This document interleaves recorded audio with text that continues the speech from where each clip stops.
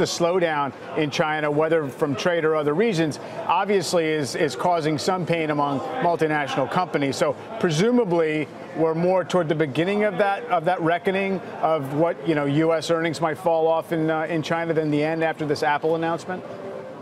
Yeah, I think Apple's probably the canary in the coal mine.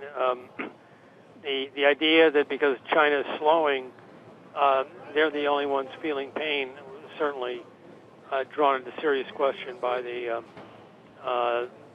earnings warning of Apple, and there are likely to be more to come. This is a two-way relationship. The U.S. depends heavily on China. It's our third largest and most rapidly growing export market over the last 10 years. So to think that what affects the Chinese has no bearing whatsoever on an otherwise resilient U.S. economy, I think is ludicrous.